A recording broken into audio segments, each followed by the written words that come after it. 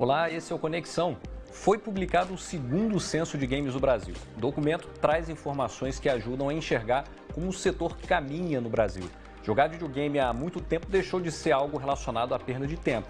A ciência já comprovou que áreas distintas do cérebro são ativadas na interação com os eletrônicos. Existem jogadores profissionais de videogame e o setor movimenta muito dinheiro.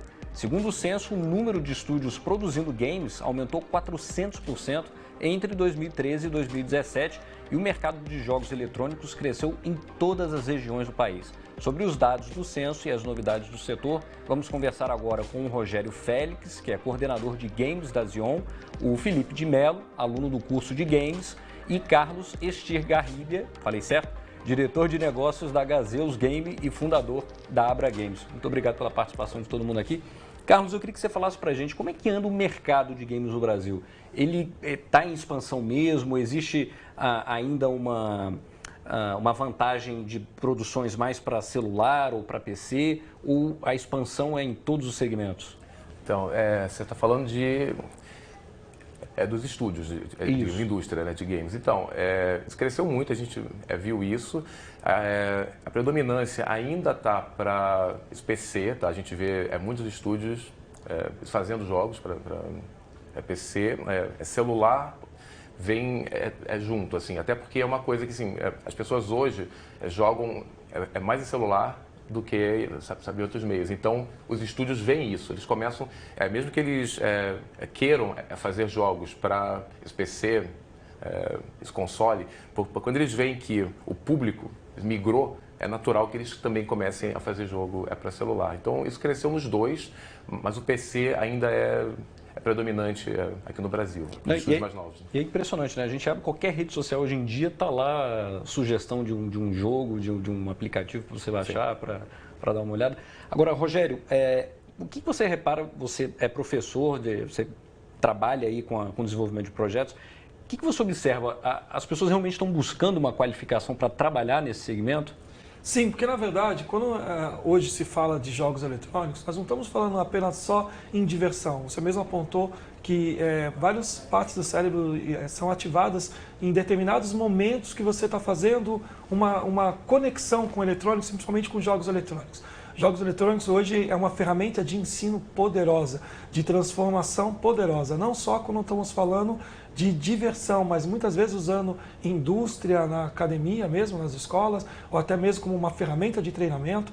Então, tem muito mais por trás de simplesmente ser uma ferramenta de diversão que está desconectada. Pelo contrário, está muito bem conectada e isso as pessoas estão buscando, porque sabe que se for um profissional de jogos eletrônicos, está preparado para trabalhar em várias áreas, né? Sabendo estudar no lugar certo, tendo uma conexão de se identificar, né, com o que quer produzir, tem inúmeras áreas que dá para trabalhar. O Felipe é um exemplo de quem escolheu essa caminhada, né? Uma caminhada promissora. O que você tem a dizer sobre essa capacitação, essa qualificação? Faz diferença? Assim? A gente sabe que tem muita gente que aprende isso em casa, lá na garagem, sei lá, baixando tutorial no YouTube, mas você procurou o caminho de se capacitar mesmo, né? Sim, faz toda a diferença. Eu comecei um estúdio e tentei por muito tempo estudar por tutoriais, fazer os meus primeiros jogos por tutoriais.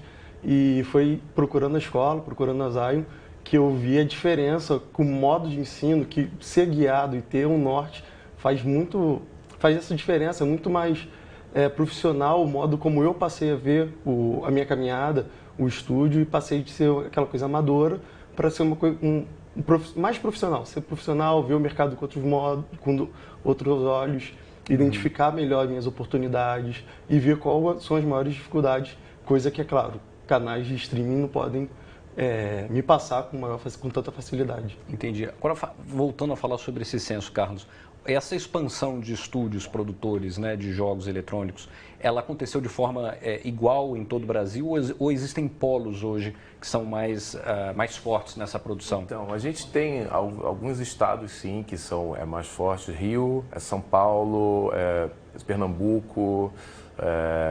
Então, assim, existem alguns estados que são mais fortes, mas a gente hoje vê estúdios espalhados. Você vai Manaus tem estúdio bom, Brasília tem um pessoal ótimo lá também. Porque assim, essas ferramentas para fazer, elas estão livres aí, você não precisa estar em nenhum lugar, né, específico para conseguir ter o software ou ter aquele hardware para fazer o jogo. Então, esse é um ponto bom que realmente isso cresceu bem, mas existem polos sim, como em todo mercado. Né? Para você abrir hoje um estúdio produtor, o que você basicamente precisa?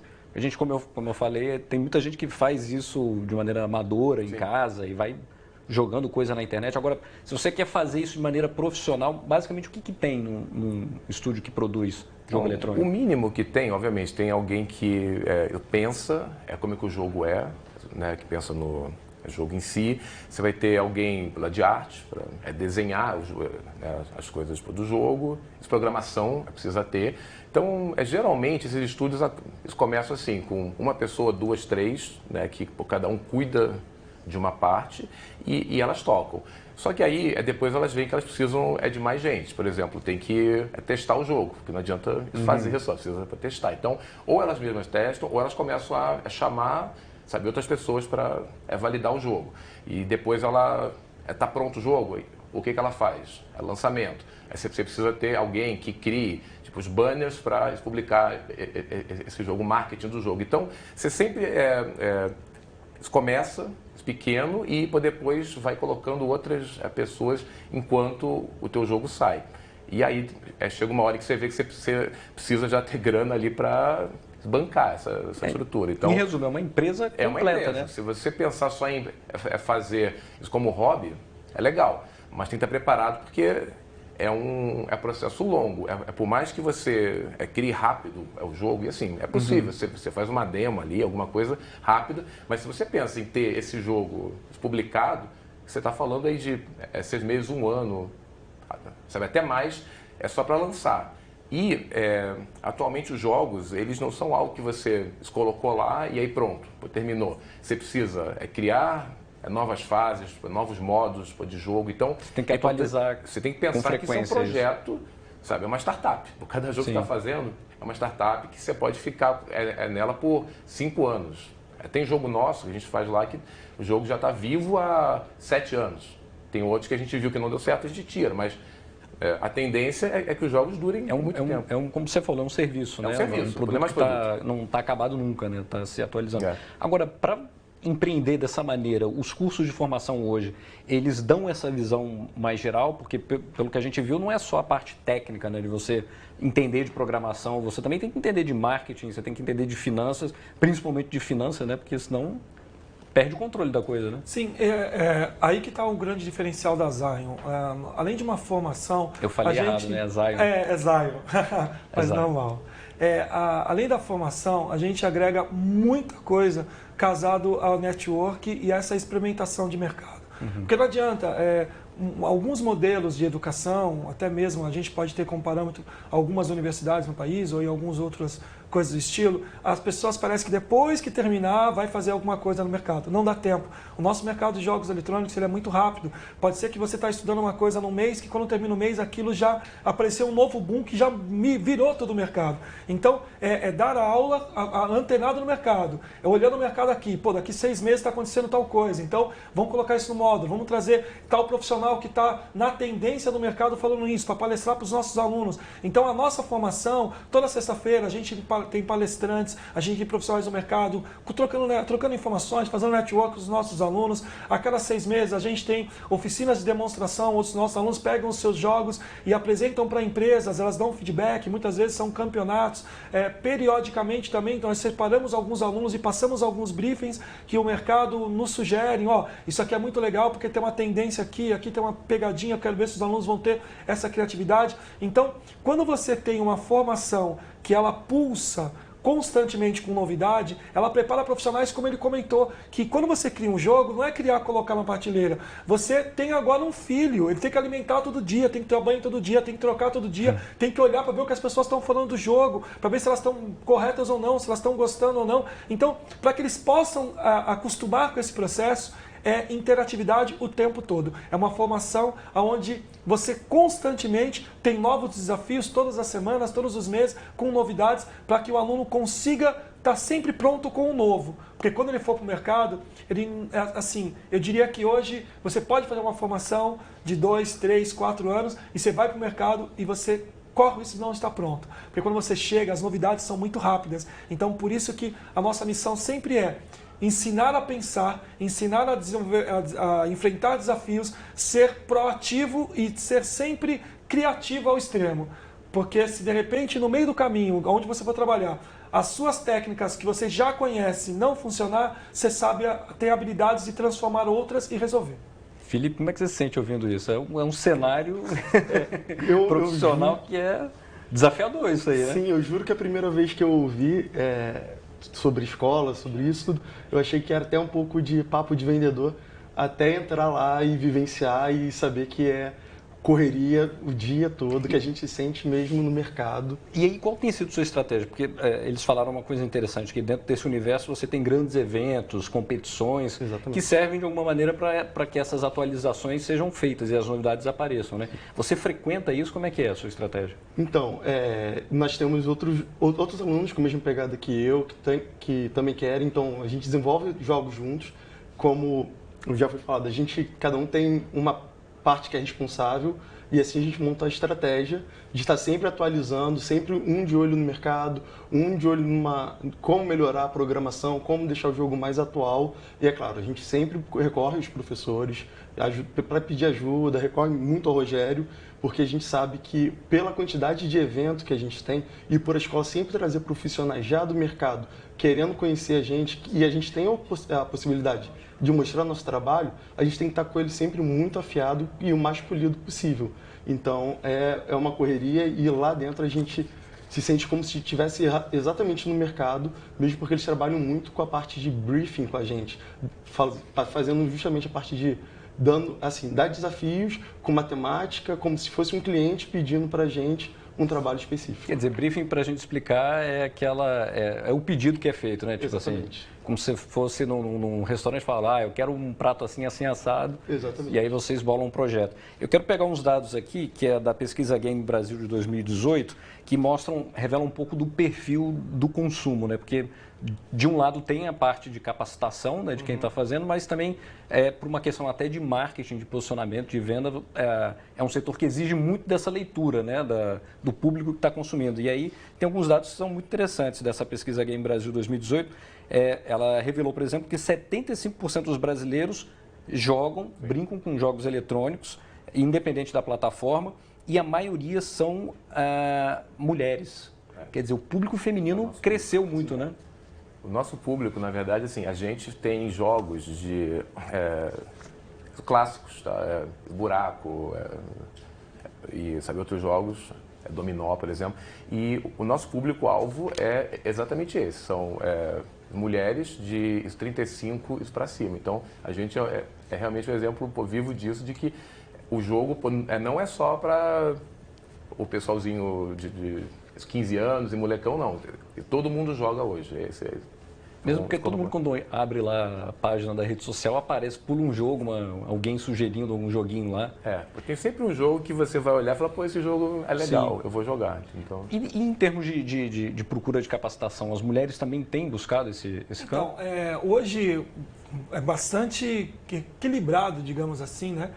Esse número, e principalmente porque tem muitas ferramentas de jogos eletrônicos que você pode usar em outras áreas, e igual, por exemplo, quando a gente faz personagem, a gente usa uma ferramenta de moda para poder fazer todas as roupas, para fazer o caimento, coisas assim. Então, às vezes, não está só buscando, né, como a gente trabalha mais com algumas coisas, personagens, às vezes quase realistas, né, na linha AAA, que seria o extremo da quase buscando a perfeição. Então, tem algumas tendências que as pessoas às vezes usa como padrão, isso é coisa para menina, né? Coisa assim, mas nada a ver. Hoje as meninas estão muito fortes, as mulheres estão muito fortes na linha de desenvolvimento.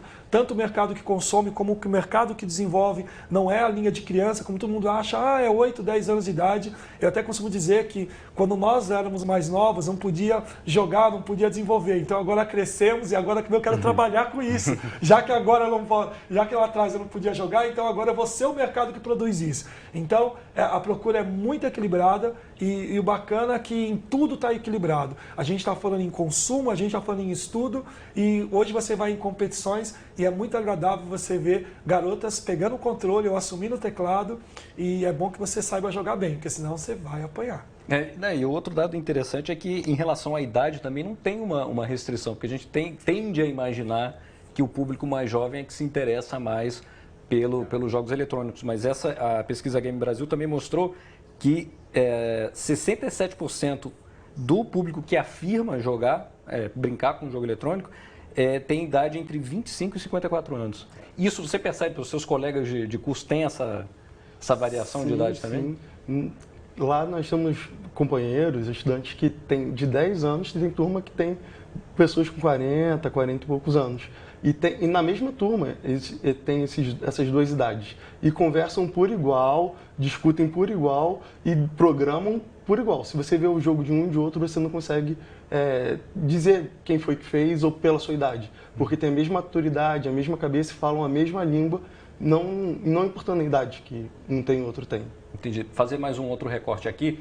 O Brasil tem alguns eventos, como a gente já falou, dedicados aos games. No país, o show reúne milhares de pessoas interessadas em jogar e muita gente querendo fazer negócio.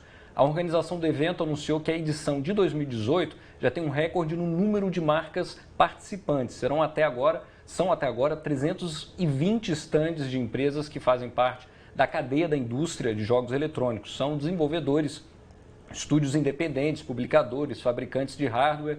O Brasil Game Show, que é esse evento que a gente está falando de 2018, vai acontecer em outubro e já tem alguns lotes de ingressos esgotados. Carlos, é um exemplo aí de evento que reúne a indústria e que faz parte desse esquema de divulgação, de inovação. Sim. Né? A gente teve agora, na última semana de junho, um evento que é o Big Festival, que é um evento que é focado não no público final, mas para quem faz jogo, né? Que é um evento diferente até desse outro. E foi, assim, é um evento que a cada ano cresce, então a gente que está vendo sempre, esse ano de público, de pessoas interessadas ali e que foram lá para conversar ou para ir numas palestras, a gente teve em São Paulo mais de 25 mil pessoas que passaram isso pelo evento. Muita gente interessada em saber mais sobre jogos e é focado em jogos indie, né? Não são nem esses jogos grandes, então são jogos que ou são feitos aqui ou são feitos por outros estúdios pequenos por aí. Tá? E reuniões abertas, vieram várias empresas para falar sobre publicação, sobre game design, reuniões o tempo todo. Então, tem vários eventos mesmo ao longo do ano. A gente acabou de voltar desse, que foi muito, muito bom mesmo. Pois é. E ficou curioso sobre a Big Festival? Vamos então assistir uma matéria sobre esse festival do ano passado.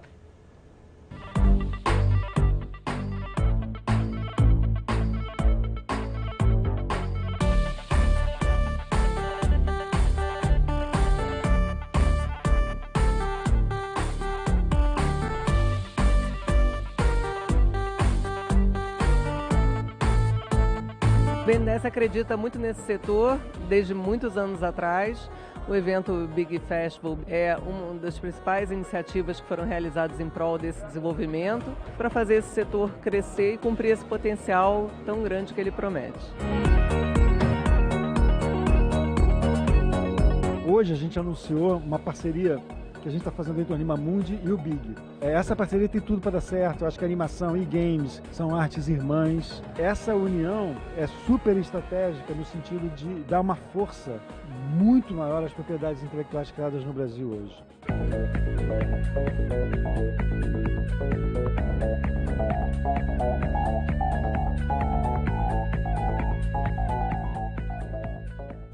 Tá aí, é um exemplo realmente de grande evento.